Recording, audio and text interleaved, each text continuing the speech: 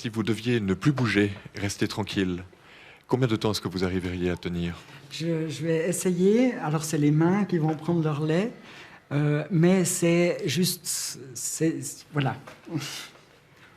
Très difficile.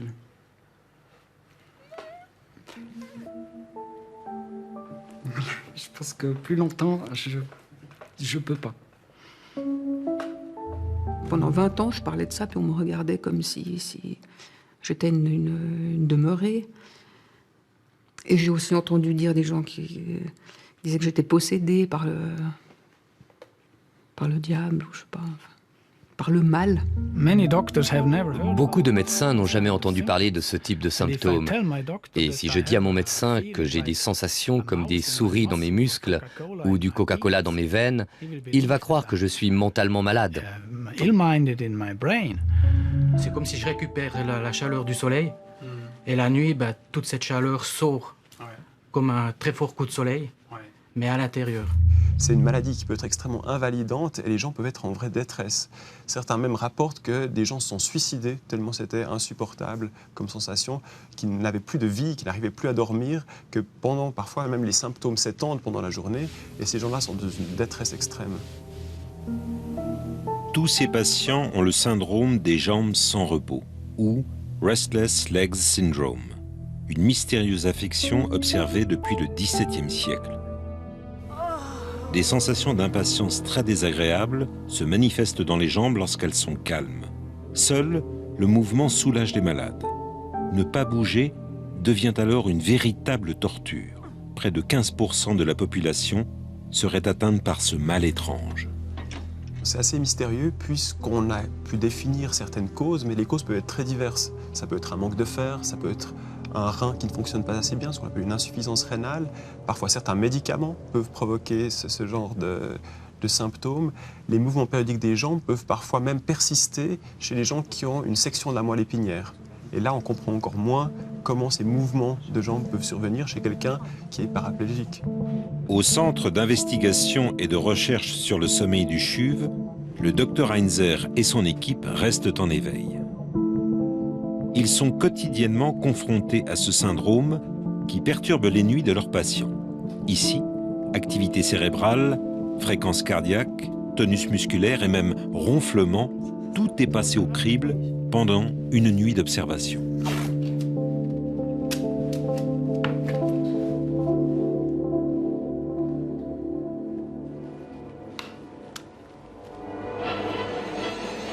Les premiers symptômes apparaissent à l'état de veille au moment où la personne recherche le sommeil. Ce syndrome peut commencer dans l'enfance et augmenter avec le nombre des années.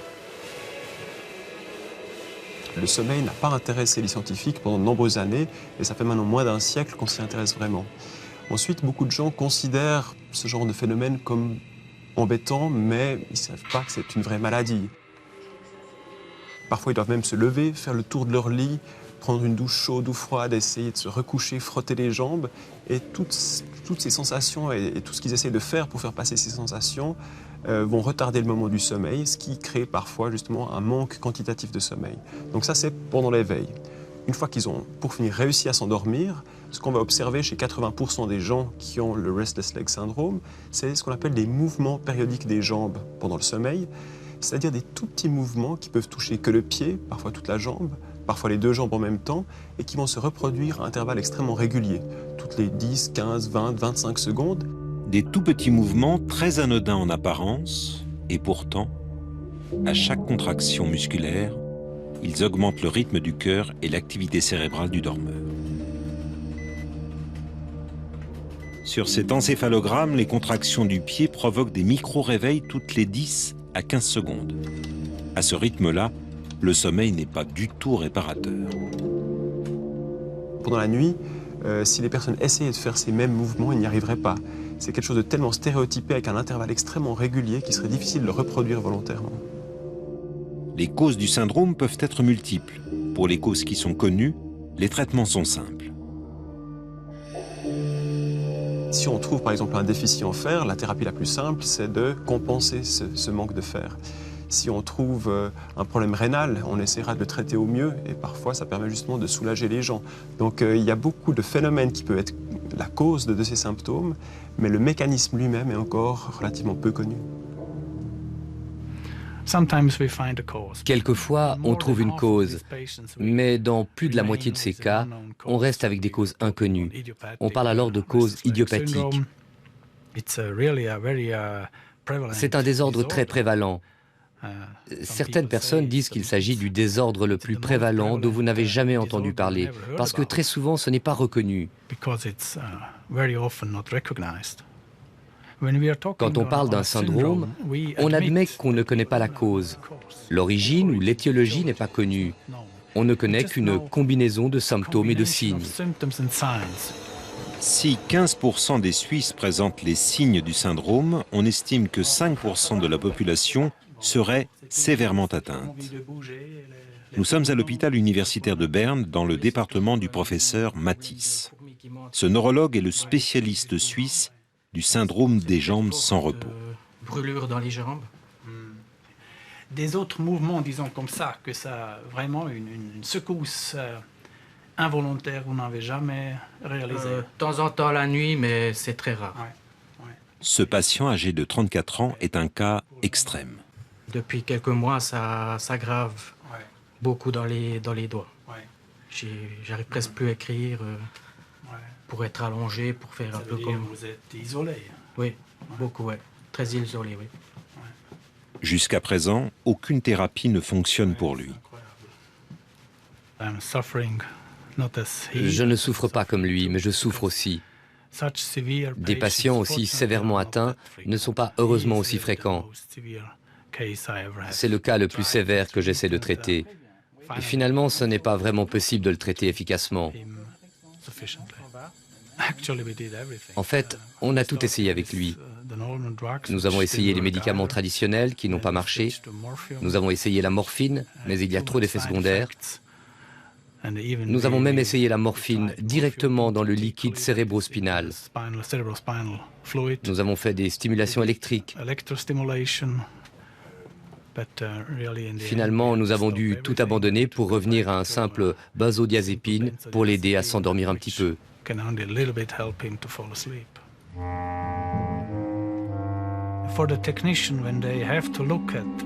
Pour les techniciens qui s'occupent pendant toute une nuit de M. Roy ou d'autres patients atteints du syndrome, ils croient difficilement qu'une personne peut supporter cette telle activité moteur des nuits entières. C'est incroyable. Les techniciens souffrent eux-mêmes rien qu'en voyant la souffrance des patients.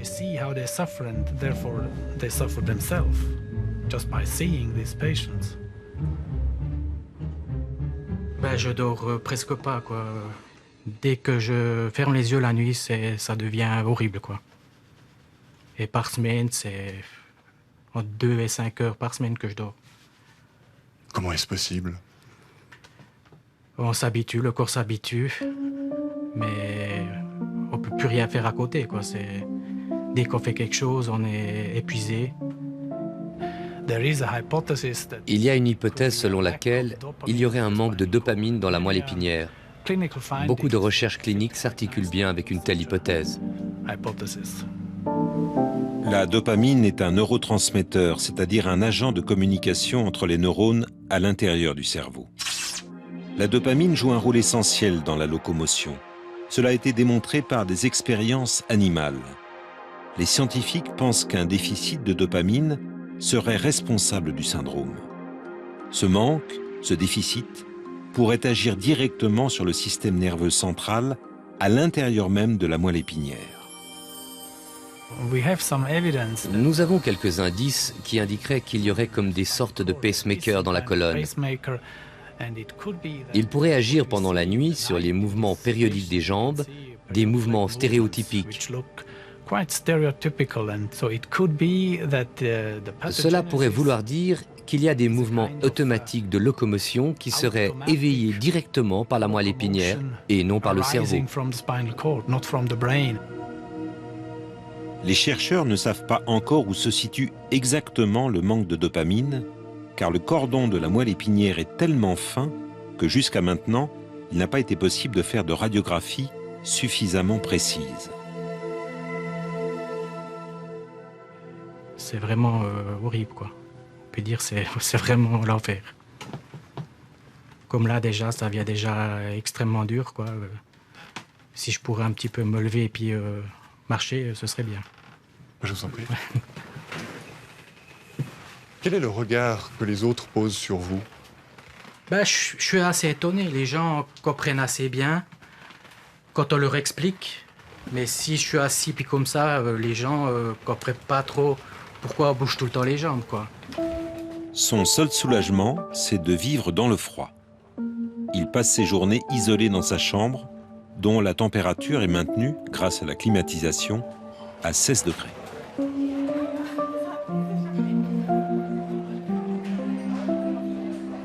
En raison de l'étendue de ce syndrome dans l'ensemble de la population, les recherches se multiplient. Il y a de nombreuses recherches qui ont actuellement lieu dans de très nombreux domaines. Un des plus importants domaines se fait en génétique. Nous savons maintenant qu'il y a plusieurs gènes impliqués dans ces désordres. Et il n'y a certainement pas qu'un seul gène. La littérature scientifique décrit un nombre important de familles où beaucoup de membres de la même famille sont affectés par le même trouble. Mais c'est important de comprendre que même si plusieurs membres sont atteints, la gravité des symptômes n'est en aucun cas la même. Si je vous disais maintenant, vous ne devez plus bouger pendant 5 minutes. Ah non, vous oubliez là. Non mais là... Qu'est-ce qui se passe? Christine est atteinte elle aussi par le syndrome, comme beaucoup de membres de sa famille. Je vais être comme ça, je vais être comme ça. Au boulot, je suis comme ça. Après, je me lève, je me rassieds. Mais c'est clair que suivant où vous êtes, c'est pas comme ça qu'on apprend à se tenir. C'est un truc de famille. Et d'ailleurs, nous, on a toujours appelé ça des impatiences. Et moi, j'ai cru que c'était un terme inventé dans la famille. Et quand j'en ai parlé à mon médecin, puis qui m'a dit « Ah, mais je sais ce que c'est des impatiences », j'étais la première étonnée. Je me suis dit « Tiens, c'est pas un truc qu'on a inventé, nous, quoi. » L'arbre généalogique de sa famille permet d'identifier le syndrome sur 3 générations. Des jambes sans repos, mais des migraines aussi. Après, c'était un garçon, ensuite un garçon, ensuite un garçon, ensuite un garçon, de nouveau une fille, et le petit dernier, c'était moi. Les jambes sans patience, c'était chaque fois des messieurs, enfin, chaque fois des garçons. Mais ce qui est quand même étonnant, c'est qu'il y a 4 hommes à la génération précédente qui l'ont, et puis ensuite, à la génération suivante, c'est 5 femmes. Écoutez, je pense que c'est bien partagé comme ça, non? Quand j'allais au théâtre, puis j'ai dit, il faut que je me lève, j'ai mal aux jambes. Et on regardait avec des yeux, ah bon, t'as mal aux jambes? Je dis, ben ouais. Alors après, je disais que j'avais mal au dos, ça passait mieux.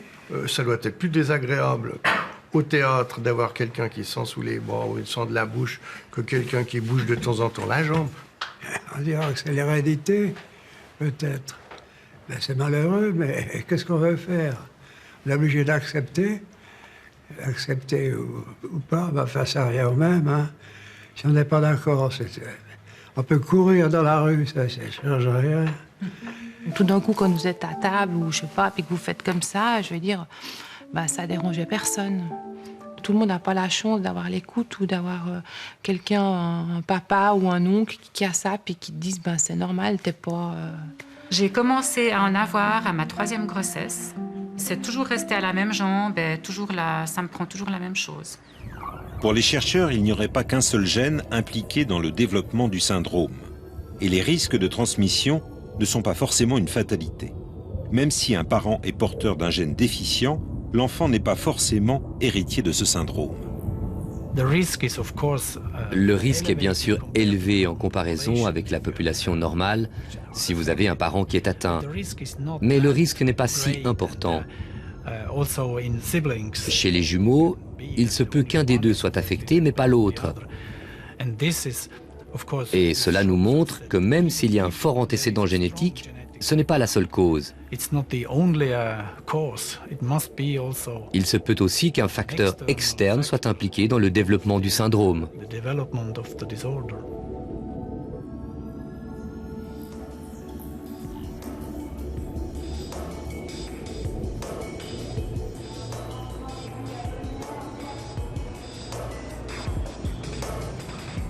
Si on parle de syndrome et non pas de maladie, c'est qu'on n'a pas encore mis la main sur les causes.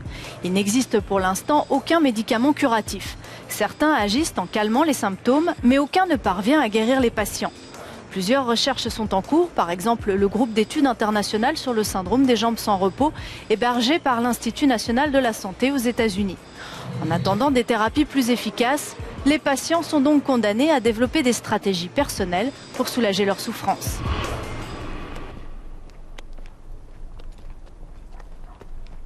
Mathias a 38 ans.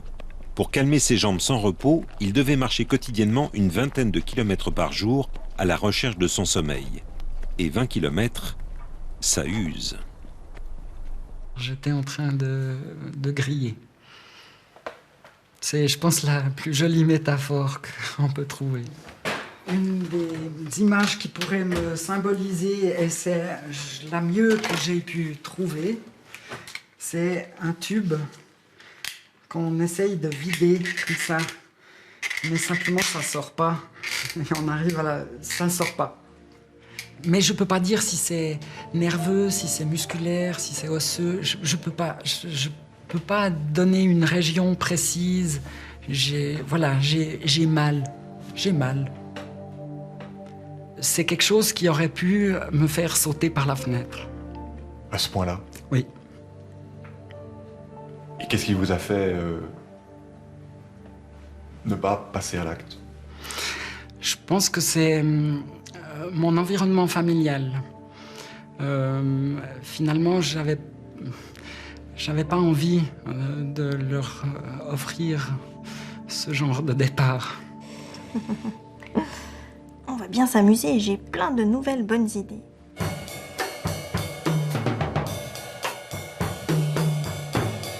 Ancien infirmier, Mathias est à l'assurance invalidité depuis 11 ans. Il consacre son temps à éduquer son fils. Yes! Là, il y a la sonnette. Ouais, c'est bien. Facteur. Tu crois? Oui, je pense. Eh ben, je vais aller voir alors. Mathias est atteint par le syndrome des jambes sans repos depuis l'âge de 7 ans. Lorsque les premiers signes sont apparus, sa maman avait pour habitude de lui masser les jambes. L'affection s'est ensuite aggravée par paliers jusqu'à l'adolescence. Ensuite, il y a un nouveau palier qui a été franchi, c'est vers entre 26 et 27 ans, où là, il n'y avait plus aucune nuit, où je pouvais me reposer. À partir de là, c'était vraiment non-stop. Dans les pires moments, Mathias n'arrivait à se reposer que l'équivalent de 25 minutes par nuit. Jouer aux jeux vidéo, ça va 1 heure, ça va 2 heures. Mais au bout d'un moment, on a envie de changer, prendre l'air. Et maintenant, on ne peut pas passer la vie entière à marcher non plus. Mathias est un cas tellement grave qu'il doit prendre des doses quotidiennes de morphine. Il a même besoin d'une deuxième béquille, l'auto-hypnose. Et c'est une technique qui vous permet de ne plus sentir la douleur? Non, absolument pas. Je la sens toujours. Je sens toujours les impatiences. Simplement, c'est soit je m'évade, je m'en vais voir ailleurs avec ma concentration et mon imagination, soit je vais dans les symptômes pour, dans la mesure du possible, en modifier la perception. L'auto-hypnose lui permet de se relaxer. Mais il dort très peu et les spasmes du syndrome restent toujours présents.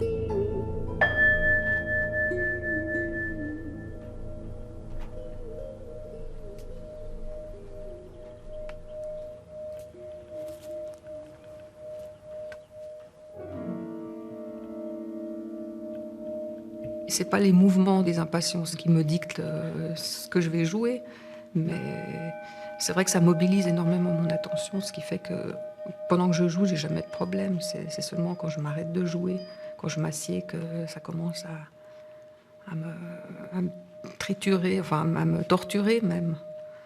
Alors bon, je dis ça avec un grand sourire, c'est une torture, mais c'est vrai que c'est une véritable torture. Chez Elisabeth Barmet, les premiers symptômes des jambes sans repos se sont déclarés dès l'enfance. Depuis 15 ans, elle prend des dopa-agonistes. un traitement qui a transformé sa vie.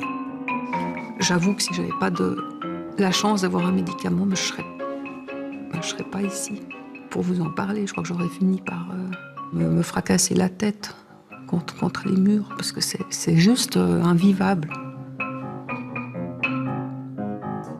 Elisabeth Barbet est la représentante romande du groupe d'entraide Restless Legs, qui compte près de 550 membres répartis dans toute la Suisse. Un groupe dont le but est d'apporter un soutien à ceux qui sont atteints et d'informer les médecins. La Suisse romande est très très en retard par rapport à la Suisse allemande. En tout cas, dans la médecine générale et en neurologie, il y a beaucoup moins de médecins qui sont au courant qu'en Suisse allemande. Et j'ai même entendu des médecins dire « c'est des histoires de bonnes femmes ». C'est les femmes qui sont ennuées à la maison, elles se trouvent quelque chose pour se faire remarquer. Je trouve ça assez scandaleux d'ailleurs. Et puis, très peu de gens savent ce qu'ils ont. C'est une minorité de gens qui ont été consulter les bons médecins qui leur ont dit « voilà, vous avez ça ». Nous, on a vécu de la maltraitance médicale claire et nette, terrible. Fabienne est l'épouse de Mathias. Elle est aussi infirmière dans un service de soins palliatifs. Et ce qui est intolérable et ce qui me révolte aussi dans ma pratique soignante, c'est le fait de ne pas être cru.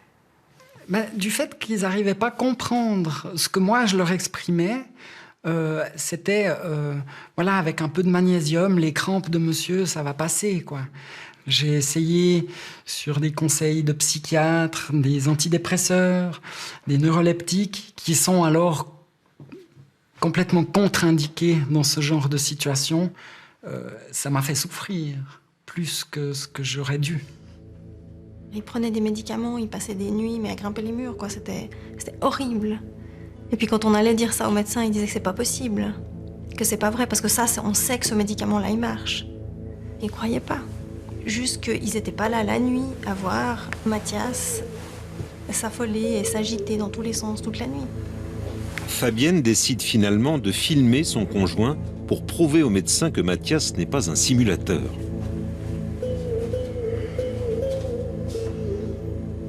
Ça a été vraiment très très loin. Et vous êtes juste en train de crier en disant « au secours » là. Je pense que mon mari, il est juste au bord de la falaise. Et puis qu'on me dit « ouais, mais là, faut arrêter, hein, on sait bien qu'avec ces médicaments, ça devrait aller ». Ces médecins ont de la peine à comprendre que ce que disent les patients est réellement organique et que ce n'est pas dans leur tête, que ce ne sont pas des désordres psychiatriques. Mais le plus difficile pour les médecins est que les patients ne souffrent généralement pas seulement d'un seul désordre. En plus du syndrome, ils peuvent aussi souffrir de dépression. Et si bien sûr il n'y a que le second désordre qui est traité, comme par exemple une dépression, les symptômes des jambes sans repos ne seront ni traités ni améliorés. Pour l'heure, aucun traitement spécifique n'a été découvert. Les seuls médicaments qui soulagent le syndrome sont habituellement prescrits pour d'autres maladies. Un tâtonnement pharmaceutique qui n'est pas dénué d'effets secondaires. De plus en plus souvent, j'allais sur Internet et puis j'allais, comme pour boucher un trou, j'achetais tout et n'importe quoi. Ces médicaments sont des médicaments que l'on utilise à des doses beaucoup plus fortes dans la maladie de Parkinson. Ça peut entraîner des actes compulsifs, notamment dans le domaine du jeu, des jeux d'argent, avec des gens qui ont perdu des fortunes, avec notamment dans la sphère sexuelle, des comportements hypersexuels, et également des comportements boulimiques, pour citer les principaux. En ce qui concerne le syndrome des jambes sans repos, les doses prescrites sont nettement moindres. Néanmoins, j'ai eu l'occasion à petite dose, en débutant un traitement chez une patiente, de voir qu'elle avait été chercher son troisième pilier. Ce n'était pas une forte somme, c'est une femme de ménage. Enfin, c'était de l'ordre de 30 à 40 000 francs. Et cet argent était dépensé au casino en une semaine, ce qui pose réellement un problème. Seuls 7% des patients traités avec ces médicaments seraient atteints de troubles compulsifs. Réduire les doses est une solution pour réduire les compulsions, mais dans ce cas, ce sont les symptômes du syndrome des jambes sans repos qui augmentent. Personne n'ose en parler, on se gêne, c'est un tabou. d'avouer qu'on a des comportements compulsifs. On a peur de passer un peu pour un fou. La première fois que j'en ai parlé à une réunion, j'ai vu autour de moi des personnes qui... ouf, et qui se rendaient compte que c'était pas de leur faute, qu'ils n'étaient pas fous, mais que c'était la chimie qui agissait sur le cerveau. J'espère que je vais supporter le médicament pendant les années qui me restent. J'espère que je ne vais pas devoir prendre des doses trop élevées et puis que je le supporterai. Et peut-être qu'ils trouveront des médicaments plus ciblés